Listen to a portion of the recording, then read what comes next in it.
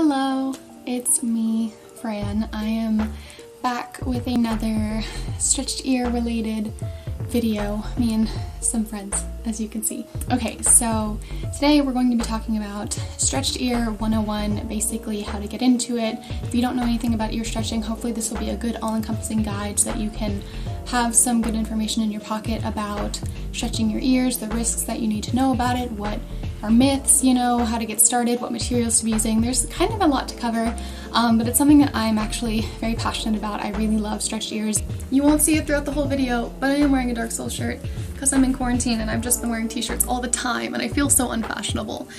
But anyway. So the first thing you're going to want to know about stretching your ears is that you're going to have to be patient. It is not something that just takes place overnight. It's not something that's going to even take place in a week unless you're going for like a really small size. Unfortunately, the bigger you want your ears to be, the more patient you're going to have to be. There's a lot of things to be factoring into stretching your ears, and it always comes back to patience. When it comes to the bad outcomes of stretching your ears, it really is just due to being impatient and people stretching too fast. So the first thing you're going to want to do is just make sure that you know it's going to take a while, and to please be patient with your body. Your body has limits, and it's really important that you listen to it and don't try to force something in too soon. The first actual tangible thing I'm going to cover, other than that piece of advice about patience, is going to be different methods that you can stretch your ears through. My favorite method is dead stretching. And basically the way dead stretching works is that whenever you're ready to size up, the next plug will just fit in, because your ears naturally stretch over time, especially if you're doing things like massaging them with oil every night or wearing glass plugs, things that have a bit more weight to them. They will naturally stretch over time, especially as they heal. Your earlobes are just naturally stretchy. It's just something that they do. And you might be thinking how does that work? And pretty much all you have to do is just every night when you take out your plugs to clean them, because you should be cleaning your plugs, I would say use jojoba oil or vitamin E oil to massage your ears. Just I have obviously these little silicone ear skins in, but basically just like this kind of motion, and just massage your earlobes every night. I would just do it for 5 minutes maybe, which feels like a while, but not really when you're watching a video or doing something else. Basically, take the oil, massage your ears, just keep doing that, and eventually the flesh itself will start to loosen up and stretch on its own. Also, as you get into bigger sizes, wearing heavy jewelry like glass plugs will naturally stretch your ears out. And again, this is all stretching lobes. This is not about stretching cartilage. That's a whole other ball game.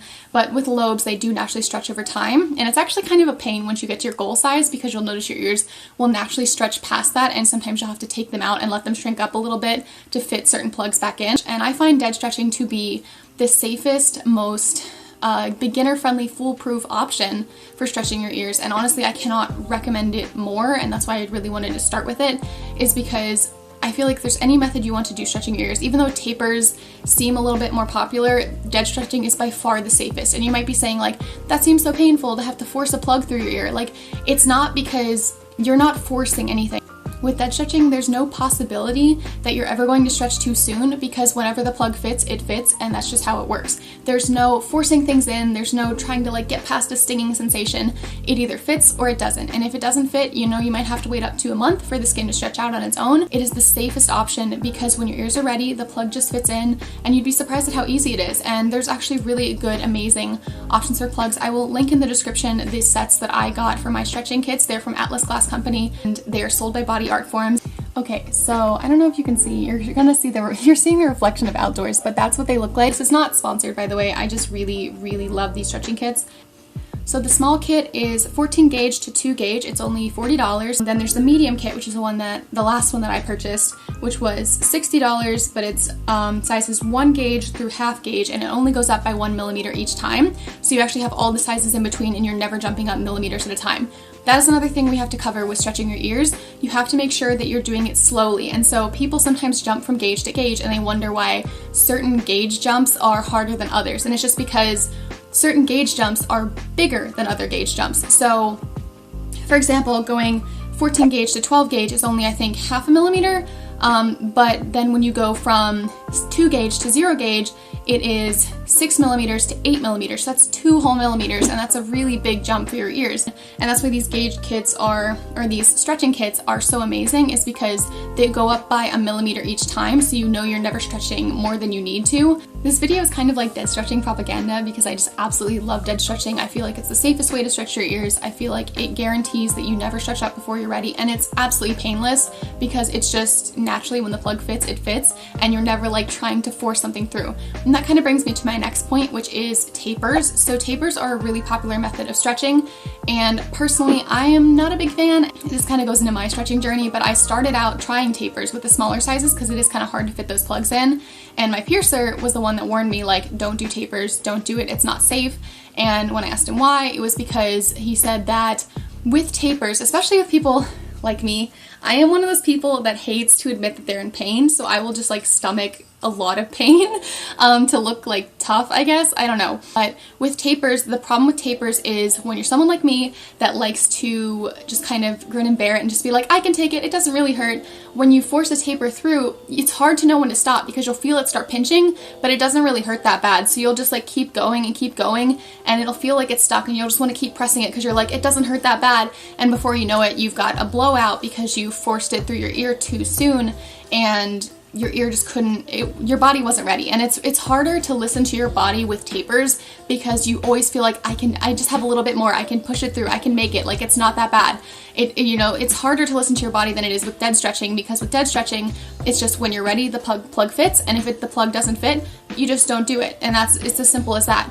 But with tapers, it's so easy to convince yourself that you can stretch to a size that your body's not ready to stretch to yet before you're ready. So I just don't recommend tapers.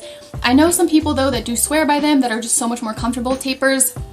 So my best advice with tapers is make sure that you're using steel tapers. Don't use acrylic, and we'll talk about that later. I'll start to get into the materials. But make sure you're using steel tapers, or I don't know if they sell glass tapers, but I would recommend those two materials. Don't wear the tapers as jewelry. The tapers are not meant to be worn as jewelry. The tapers are meant to stretch your ear, and then you put a plug in after. Wearing the tapers as jewelry will start to stretch your ear unevenly because the weight will be pulling down on it, and it doesn't make for an even stretch. I know people that have worn the tapers as jewelry or just don't understand that you're not supposed to do that, but that's okay. I mean, everyone to each their own. I'm just telling you this is the safest way to stretch your ears. My job here is to tell you about the safest way that you can stretch your ears, and not necessarily the most popular ways, or the ways that I've seen other people do it, because Lord knows I've had so many friends do stupid shit to their ears, and it makes me mad. Like, I'm just like, oh my god, please be safe, and they just don't listen, and it's not my fault that they have blowouts, is what I tell myself. So anyway, use single flare jewelry, by the way, if you're using tapers, to just kind of push the taper out and slide the jewelry in. Again, I'm not the biggest fan of tapers because they do kind of encourage you to push your ears to the limit before they're ready. So I don't recommend them off the bat, but I know a lot of people that swear by them. They just make them more comfortable. But again, I do recommend, if you're going to use tapers, please don't use them past 0 gauge, because once you get past that point, they get this like really hard bump. Like there'll be like a smooth taper, and there'll be like a hard bump, and then onto like the plug size, and that bump is what gives so many people blowouts. So I really recommend, please don't use tapers past 0 gauge. Just switch to dead stretching if you're not used to it already. It's just safer that way. The other recommendation that a lot of people really like is taping, and taping is where you take a plug and you just tape it slowly, bit by bit. You keep wrapping it in tape, and so you keep sizing it up slowly, and it just slowly works to stretch your ear out. I know a lot of people who swear by taping when they really can't do those millimeter jumps and they just need to go a little bit at a time. I personally never had to do taping. I just dead stretched the whole way and was just very patient with it. And my piercer actually told me not to do taping because he said that tape the adhesive in it is not body safe, and it's not meant to be near your ears. So it's not, he said it wasn't the safest method. But I do know a lot of people that do like that method, that it helped them get to these really big sizes where you can't really get in between sizes. So I'm not to say that it's a bad method, I'm just letting you know that my piercer did tell me that there are some risks to it and allergic reactions that can happen because the glue is not necessarily biocompatible with your body. So just be aware of that, but if you're really having trouble stretching up at those bigger sizes, tape might be a really good method for you. So the final method that I'm going to be talking about is one that I never see people talk about because it's kind of a taboo subject in the body piercing community, I think, which is a biopsy punch. which is where you actually pierce your ears at a larger gauge than like normally you'd pierce at like 14 or 16 gauge or 12 gauge if you're feeling really spicy. But I actually got my ears pierced at 4 gauge to start with my stretching journey, and I plan on making a much longer, more in-depth video talking about my experience with it and what that was like and my opinions on it, because honestly it's a very controversial topic in the piercing community, because especially with stretching your ears, you want as much tissue as possible, and the irrefutable fact with biopsy punches is you're punching out a circle of tissue. They look like little cookie cutters, by the way. If you've never seen one before, a biopsy punch looks like a little cookie cutter on a stick, and it's razor sharp. It's so sharp, and a lot of people use these for cartilage punches, so that if you want, like say, I don't know, a 0 gauge in your cartilage, it's just easier to punch it out rather than stretching it, because there are risks with stretching cartilage that's not meant to be stretched. However, I did it on my lobes, which is again a controversial subject because it takes out a chunk of flesh, and with your lobes you really want as much skin there as possible to make sure that you don't have thinning. But personally, I didn't have a bad experience with it. It actually worked out really great for me because my ears wouldn't stretch at all at first. I literally just going to 14 gave me a blowout, and then my ears closed up all the way and I didn't have any hole to stretch anymore. So I ended up just doing the punch because my ears wouldn't stretch at all, and I had a really good experience with it. Again, I will be making a separate video talking all about biopsy punches, my experience, the risks involved, and all that sort of stuff. But I actually do kind of recommend it, but only if you really can't stretch your ears at all to start. Like if you can't start at all, then maybe I recommend a very small gauge of a biopsy punch, but also only if your piercer recommends that for you. My piercer was a huge advocate for it, and he was really psyched about it and told me that it would be the best option for my ears, and I fully trust him. So I basically was like, okay, let's just do it, fuck it. So next I want to talk about blowouts and why they happen. So blowouts are when you stretch too fast and your ear actually kind of turns inside out, and it basically makes the skin of your ear come out the back, and it's very painful. It's not pretty, and it makes your ear look like a cat butthole when it doesn't have a plug in it, because all the skin is like towards the back. How do we avoid them? So avoiding blowouts is actually pretty simple. You just have to be patient and listen to your body. And again, this is why tapers freak me out a little bit, is because people are more prone to getting blowouts when they feel like they can fit something that doesn't really fit in their body yet. I would wait at least, to be super safe, wait a month in between stretching. You can stretch sooner if your body is really ready for it. And again, Deadstretching makes this so foolproof. You want to make sure that when you put a plug in, your body's fully ready for it, you've oiled them up. Hello, I dropped the camera down a little bit because I was previously sitting on my feet and it hurt. So now I'm sitting cross-legged and it feels way better. My feet are asleep, but it's fine. Everything is fine. Anyway, just a quick interjection here to talk about with stretching any of these methods, you want to make sure your ears are very well oiled. So that means the whole plug, your whole earlobe, you want to make sure that it's just drenched in oil, whether that's vitamin E oil or jojoba oil. I've tried it with other kinds of oils, but I just find that those two are the absolute best options for stretching your ears. Just because they're very hydrating, and you want to make sure when you're stretching your ears that the skin is hydrated, even in between sizes when you're just kind of maintaining your ears on a daily basis. And again, I'll make a separate video talking more about stretch ear care, but you want to make sure that the skin is moisturized and elastic. So continuously moisturizing with vitamin E oil and jojoba oil are some of the best methods to maintaining ear health, earlobe thickness, and elasticity, and it also helps when stretching up if your ears are moisturized. So again, make sure at any of these methods, as you use them, you are using lots of oil between. As my piercer put it, trying to stretch up your ears without using any oil is like butt sex without any lube. It doesn't work, it's painful, it's not a good idea. So don't do it. So next thing I want to talk about is materials that you're using in your ears. So we're going to talk about glass versus steel versus acrylic. Acrylic is cheap, lightweight, and something that a lot of people use to stretch their ears, even though it's not actually very good for you. You want to make sure with acrylic that you're just not using it, I would say. It's a porous material, it's not very good, it's not very high quality, and even though it is cheap and easy to acquire and lightweight, I just don't recommend it. There are plenty of people that wear acrylic as jewelry and fully healed stretched ears, which is a different story. If your body is okay with it and you can wear it, it is a good lightweight option, and it's cheap too, so you can get some cute plugs for pretty cheap. But again, when you're stretching, I really don't recommend it because it is a porous surface, which means it's going to hold all that bacteria in there. It's going to risk infection. It's going to smell bad, and it's just going to be a pain to keep clean. It's not the most sterile option for cleaning your ears, and I just highly recommend that you have enough respect for your body to understand that when you're stretching it, you know, make sure that you're respecting your body and understanding that, like, you're bound by the limits of what your body can do, so make sure that you are putting high quality materials into your ears so that it can heal faster and better. Which brings me into my next point. The next options are steel, which you want to make sure you're using either implant grade steel or titanium is my preference. My skin is actually really sensitive, so if I'm going to use a steel plug, I actually usually only put titanium, implant grade titanium, in my body. Titanium is really cool because it can be anodized in a bunch of different colors, and steel can be plated, but it's not as high quality as implant grade titanium. But steel is a really good option for starting off if you want a lightweight kind of thing. Usually a lot of people stretch with like tunnels and whatnot that are single flare. That is an option that you can do. But steel is not a bad option. Implant grade steel especially is pretty good for your ears. Stainless steel is a little bit iffy. It's kind of the same as like stainless steel earrings. They're okay, but they're not the best grade for your ears.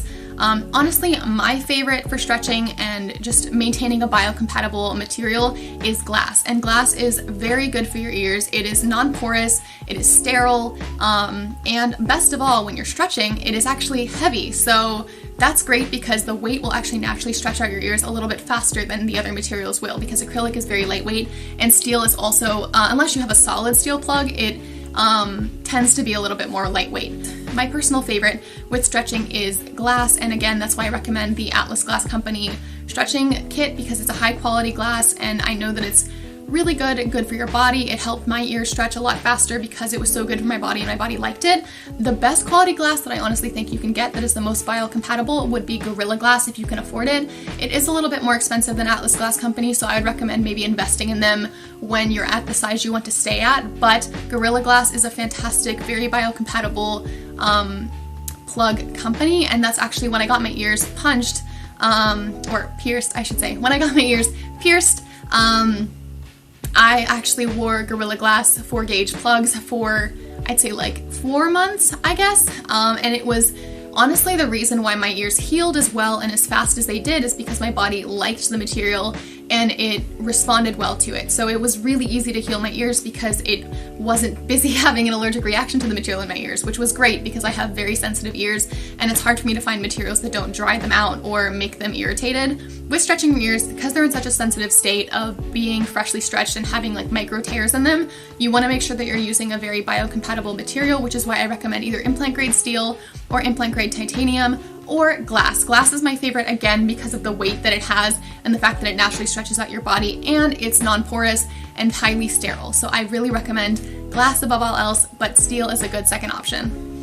Okay, so next we're going to be talking about how to maintain your freshly stretched ears. So assuming that you just inserted your new plug and you're like, oh yeah, I just sized up a millimeter or whatever you did, you're probably feeling great, excited about stretching up another size, but you have to know how to maintain this freshly stretched ear. So the first thing you're going to want to do is each day you're going to want to take out your plug, and clean your ears. I recommend using a Castile soap, like the Dr. Bronner stuff, because it's non-irritable, so just using the one that doesn't have any scent. But washing your ears with that, or even just using like a piercing cleaning spray that's just very sterile, just sterilizing the area and keeping it very clean. With plugs, I just wash them in soap and water and just rinse them off, dry them off, and pop them back in. You just want to make sure you're doing that once a day to make sure you're cleaning off all the gunk that's in your ears and that there's no buildup. If you're having trouble stretching up, maybe wait like a day or two before you take them out, just to make sure the ears are actually kind of adjusted to the side. You want to make sure, above all else, that you're not switching out your plugs too much and that you're also not inserting things that can't keep it open. For example, don't put a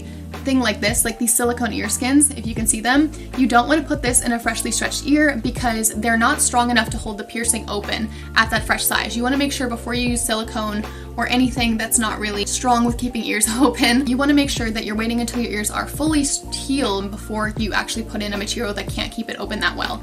I recommend that you keep the plug in as much as you can. Don't take them out. I know some people recommend taking them out to sleep, but I don't recommend that because my ears really adjust quickly. So if I took them out to sleep, they would have shrunk up a whole size and I would have had to restart all over again. So I don't recommend taking them out to sleep. I recommend just keeping them in all the time, except just taking them out to wash them every day, or you can do it when you shower. Hopefully you're showering every day. Also make sure that you're taking out your plugs regularly to oil them. Whenever they're dry, I would say just pop some oil in there, keep them well moisturized. We've already talked about why oil is important. Keeping your skin well moisturized and elastic will help them stretch a whole lot more, a whole lot faster. Just make sure that you're oiling your ears quite frequently. Stretching is something that requires patience and gentle encouragement for your body to accept this new object into your ears. It's about respect and it's about patience. And it's honestly, I feel like, a great life lesson teacher for just in general stretching your ears, just because it requires patience and respect for your body and what it does. So how do you know when you're ready to stretch up, you ask me? Well, let me tell you. So there's a few indicators. A lot of people will say they will wait until their plugs are like falling out of their ears. How I knew that I was ready to stretch up is when I would, these aren't plugs that I can do it with, but basically I would pull on my plug, and when I saw like a little gap between the top of the plug and my ear, like I could see that it would stretch like a fair amount and I could see like a gap, that is when I would try to fit in the next plug. Something I like to do when I was stretching my ears is I would just play with my plugs and wiggle them around a lot during the day. When you put in your plug, you shouldn't have to really push it. When it's fully lubed up with the oil, people don't like when I say lube, but it's the best word for the situation. When it's fully lubricated with the oil and your ear is fully lubricated, there shouldn't be any resistance. It should just go right in if it's ready, and if it's not, you'll feel the resistance and you'll know you're not ready. Please do not try to push harder or try to force it through. It either goes in or it doesn't. If it's fully lubed up with oil and still won't go in, that's how you know your body is not ready. So aside from just pulling it down and seeing the gap and knowing that you're ready to stretch, there's obviously just with dead stretching at least, the basic knowledge that if you have resistance, it's not going to fit. With tapers, again, if you start to feel pain or pinching, you're not ready yet. It's not time to fit in the next plug. And maybe like a little bit of pinching is okay, but if you feel like heavy resistance and you really have to push it, you're not ready to stretch up, and you just need to make sure that you're being patient. Patience is key with stretching your ears. There's no better way to go about it than just maintaining an air of patience and being reasonable with your body. So now that you watched this whole video and you're now educated in the ways of stretching your ears, you might be asking me, where do I start? Personally, I recommend starting with that Atlas Glass Company dead stretching kit if you choose to dead stretch. However, I will link below all the sites that I trust for getting stretching gear and sets that you can stretch with. When you pick the starting size, depending on how far out your ears are stretched, your first stretch you can stretch to 16 or 14, and it really just depends on where your ears are. Typically your ears are pierced at 20 gauge or 18 gauge, and that's the kind of jewelry that you're used to wearing. And gauge just refers to the thickness of the jewelry itself when we're talking about gauges. So keep in mind, people will call stretched ears, they'll call them gauges. That's not proper terminology. They're not called gauges. Gauges is the thickness of the jewelry that you're putting in your ear. Your ear size is just a stretch. Your ear is actually just physically a stretched lobe. That's the correct term for it. But gauges refer to the thickness of the jewelry you're putting in. So 20 gauge, 18 gauge is typically what you're pierced at. So jumping up to 14 gauge from there is actually a bit of a jump. So I recommend going to 16 gauge if you can. So for the kits that I mentioned, they actually start at 14 gauge, but you have to be careful because for some people that's just too big of a jump, and that's okay. So you might have to order an extra piece of jewelry in 16 gauge and start there and then let your ears stretch up. I also want to mention, when you're at the smaller sizes, because they're such small jumps, you probably can stretch up every few weeks instead of a month or so. But once you start getting up to like a millimeter jumps, once you get up to like, I would say about 6 gauge, you want to start waiting about like a month in between, because you're starting to get to the point where you can really see that hole in your ear and you're going to want to be really gentle with it. So that's my advice. Alright, so that just about covers everything I think I know about stretching your ears, how to stretch, where to start. Hopefully you really enjoyed this video. If you did, please like and give it a thumbs up and comment. I actually really love getting comments, surprise, surprise. If you like this video, please just give me some feedback. I would love to hear it. I'm still really new to this platform and trying to figure out if people even actually enjoy when I make content. So I'll try to make some new videos soon. I hope you guys are enjoying this, and I hope that if you're new to stretching your ears, this was a little bit informative for you. I'll also link some other videos that are, I think, really good stretching guides and some of my favorite people to watch. So that being said, have a great day, guys. Zooming out again. Look at my Dark Soul shirt.